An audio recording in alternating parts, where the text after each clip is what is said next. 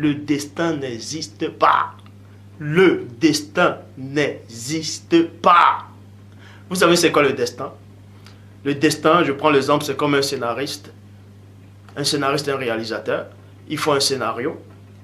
Il dit, tiens, mon personnage va t'appeler tel, il va faire ceci, ça c'est le scénariste. Mais sa vie est déjà tracée. Le destin, ça veut dire quoi? Ça veut dire que ta vie, elle est déjà écrite en fait. Que dans ta vie, tu vas naître peut-être aveugle, tu vas naître misérable, tu vas naître stérile, tu vas naître ceci, cela. Tu vas vivre telle vie, après tu vas mourir. Mais le destin n'existe pas. C'est chacun un libre. Vous savez ce qu'on appelle? C'est le choix, le libre arbitre. Dieu donne le choix, le libre arbitre. Il met le bien. Il te montre la notion du bien là. Le mal, la vie et la mort. Il te dit, je te conseille de choisir le bien, afin que tu vives. Dieu n'écrit pas ton destin. Toi qui me regardes, le destin n'existe pas. Dieu n'écrit pas ta vie. Tu es le maître de ton destin. Change tes pensées maintenant et tu changeras ta destinée. Si le destin existait, si ta vie était déjà écrite, Dieu ne te juge plus. Il n'y aura même pas de jugement. Pourquoi les gens vont passer au jugement? Pourquoi? Si le destin existe, ça veut dire que c'était déjà écrit que Satan allait pécher. Pourquoi, soi-disant, il doit être jugé alors?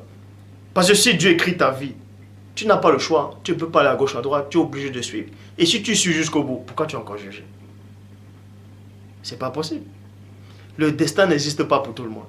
Mais il y a un petit groupe d'élite. Il y a certaines personnes, en tout cas, ils ne sont même plus là. Mais toujours dit qu'il y a certaines personnes, eux, Dieu certes peut les donner un destin en disant, voici, tu dois naître pour accomplir telle mission et repartir. Là, maintenant, Dieu, il peut maintenant tracer ton destin parce que ta vie ne t'appartient pas. C'est ça qu'on appelle le destin. Donc, tu n'as pas le choix. Et quand tu as un destin, tu le sais, en tout cas pour servir le Père. Je prends l'exemple de Jérémie. Vous croyez que Jérémie avait un choix? Samson aussi avait un destin. Et dans le destin, c'est quoi? On va vous expliquer comment Dieu, le Père Tout-Puissant, opère. Dans un destin, Dieu, certes, il trace. Et bon, on va dire, on va prendre l'exemple. Spirituellement, on écrit ta vie, on dit, tu vas naître d'une femme, ceci, cela, tu vas grandir. Et à la fin, tu vas mourir dans le Seigneur, mais tu vas accomplir ça. Maintenant, il y aura des épreuves dans ton destin. Et ces épreuves-là ne viennent pas de Dieu. Ce n'est pas Dieu qui cause ces épreuves-là. Ce sont les entités qui sont à côté qui causent les épreuves. Et toi-même, de ta propre nature, en fonction de tes pensées, tu crées tes propres épreuves, tes propres tentations. Et dans ton destin, je prends l'exemple de Samson. Samson, il trahit son secret. Puisque dans son destin, il ne devait pas trahir son secret par rapport à ses cheveux. Il trahit, ça veut dire quoi? Ça veut dire que Dieu lui donne le choix dans le destin. C'est pour ça que Christ dit jusqu'à présent, le Père agit, moi aussi j'agis. C'est-à-dire que Dieu est tellement bon. Dieu, s'il écrit ton destin, dans ce destin-là, il y a un moment donné, dans ce destin-là, il te laisse le choix. Un petit choix là. C'est-à-dire un choix, un libre arbitre.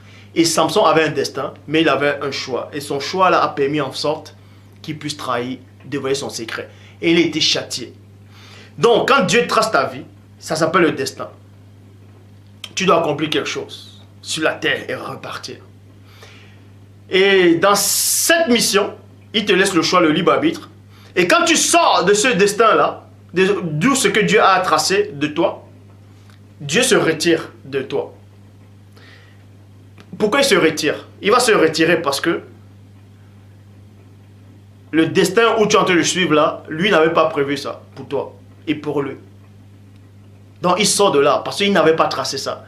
Et quand tu te rends compte que Dieu t'a abandonné, tu reviens maintenant, tu demandes pardon, c'est là où il revient à toi, avec toi, il dit continue, suis maintenant le destin. C'est pour ça que Paul dit que celui qui tombe se relève et il continue le combat, il continue la victoire.